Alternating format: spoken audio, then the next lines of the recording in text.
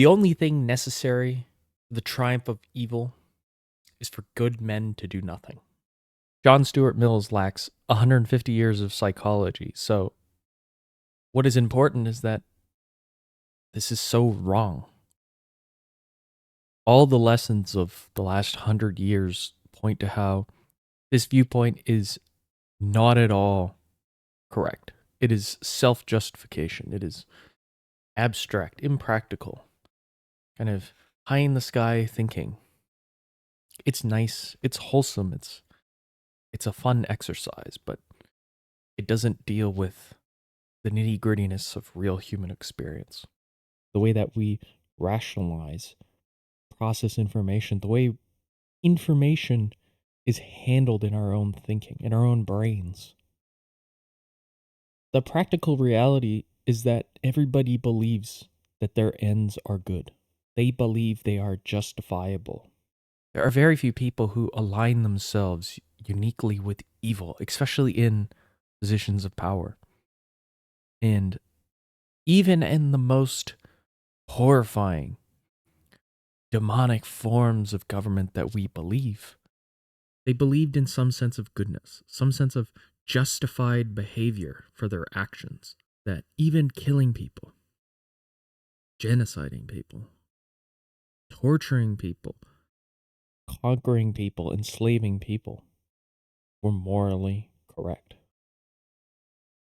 And so this quote, even if it's profound, even if it's bite-sized, even if it feeds the kind of moral consensus of our times, it is wrong. And to me, one of my most favorite examples of really trying to understand human beings is the Rorschach test. I don't know if people use these, but back in the day, these were very common. You know, you get the scene from Armageddon where they're all flickering through and... Woman with large breasts. Woman with medium breasts. Here's Harry giving me a hard time. And this is Harry telling me it's not good enough. And this is Harry telling me I can't marry his daughter. Thanks a lot. Right? Like, when you look at these things, you can kind of see, like, maybe this goat figure, this kind of demon figure, maybe a person's face that wronged you. You can see horses, clouds, any kind of thing that your mind can conjure. Right? You could clearly see how there's maybe sexual natures in some of these, if that's what you're looking for. I mean, you can see countries, land, trees. You can see an upside down world of sorts, you know, staring into the abyss. There's all sorts of interestingness to the Rorschach test because it exposes you. It presents you wholly. It lays you bare to be judged. And to me, history in and of itself is this form of a Rorschach test. It reveals a lot about a person, the way that they perceive historical events. And for us, the most pinnacle of historical events of the last 100 years is easily World War II. In not just the actual war and Holocaust, but the moral arbitration of the Nuremberg trials.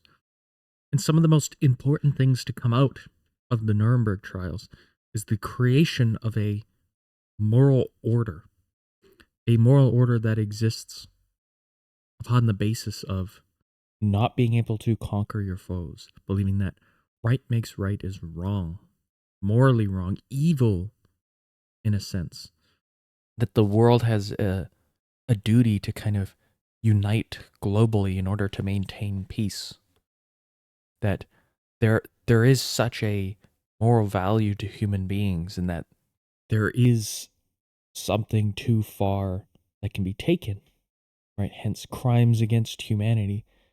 The moral weight of this event is sort of slowly beginning to fade. The adjudication, the the blood sacrifice of the Nuremberg trials, in a sense, if we're going to make that analogy, is beginning to run out.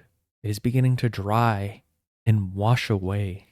In a sense, it's the moment is demanding new blood.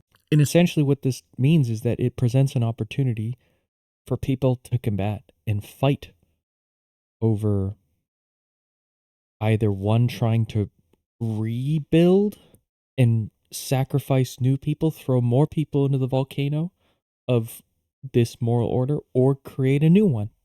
And hence why the stakes keep rising. There's more fuel to the fire. The powder keg keeps growing type of moment. Every single person is joining to partake in it. They have a chance to be those who cast the first stone, to be a part of those groups of people who are those good people standing up against evil. Those who defeated the devil incarnate, who defeated Hitler, who defeated Stalin, who defeated Trump, who defeated Biden, or whoever.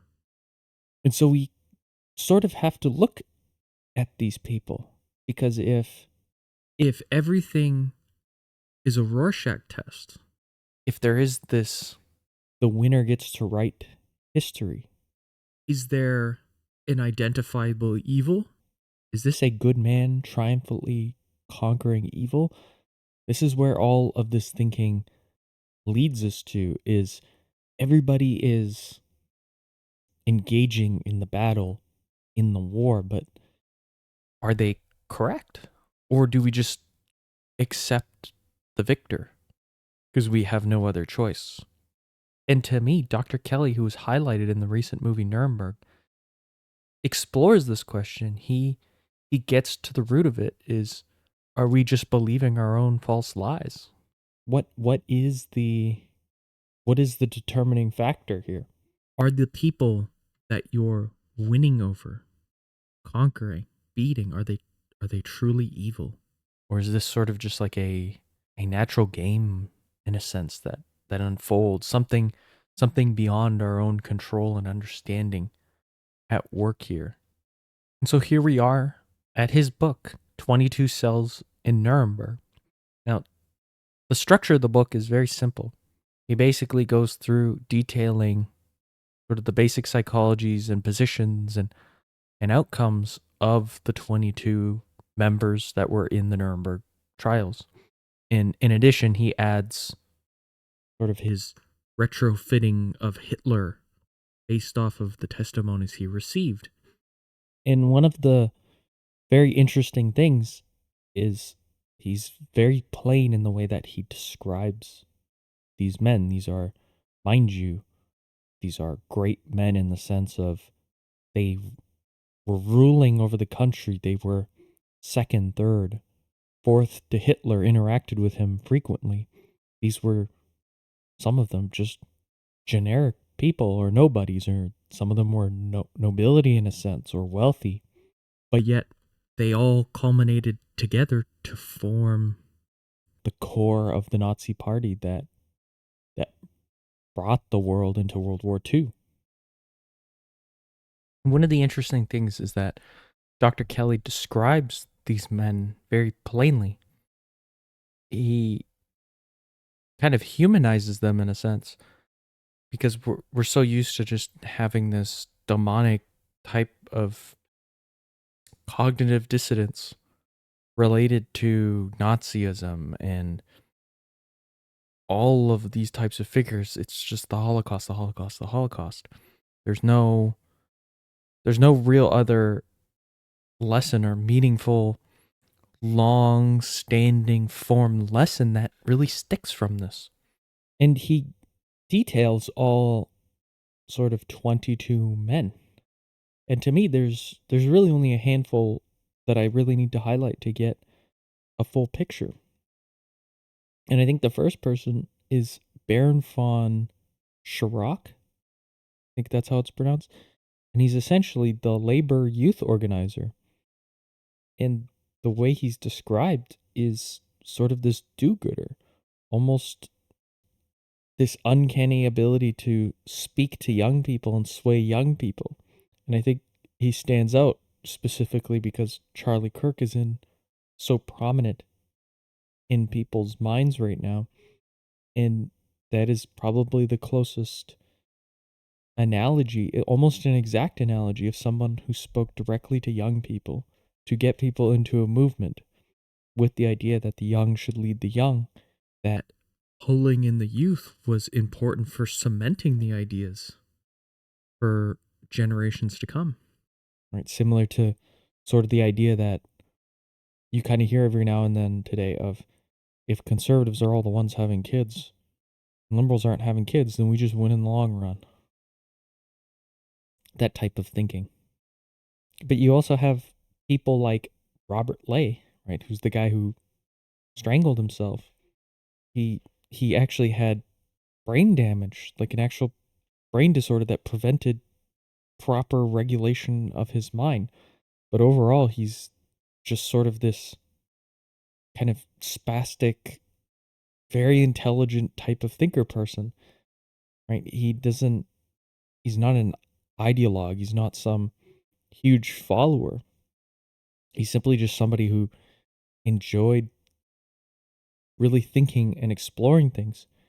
And something very interesting is that when Kelley kind of approaches him on the topic of why is he so vehemently why did he so vehemently believe in the superiority, Robert Lay writes like a 5-page essay in response to a simple question because he refused to just talk to him in a typical setting.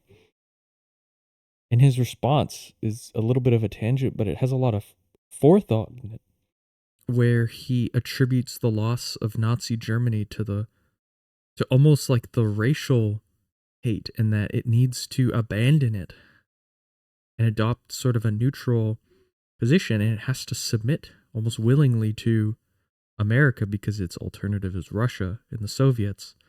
And he said that's a fate worse than, going to America. And in many ways, he's describing like a post-racial fascism as being the next phase, that this iterative evolutionary process of the better ideas coming to the top is a proper way of improving Nazism of a sorts.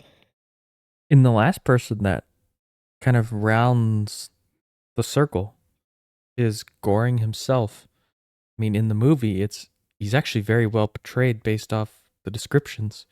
He has that sort of classic narcissist reaction, sort of these outlashes at personal offenses or slights, the kind of boistering, braggadocious type of behavior. And there's even this moment where it's the kind of narcissism is so overwhelming, he lacks an ability to think in some other ways. He absolutely hates Rudolf Hess, who's sort of this weak, sickly kind of figure, the guy with the amnesia. Goring says to Hitler it's a complete insult that if Hitler dies and Goring takes over, that Rudolf Hess is to be the new heir to the Nazi regime. And Hitler just replies simply, it's like, Hermann, if you're in power, you can choose whoever you want to be your heir. You don't have to choose Hess.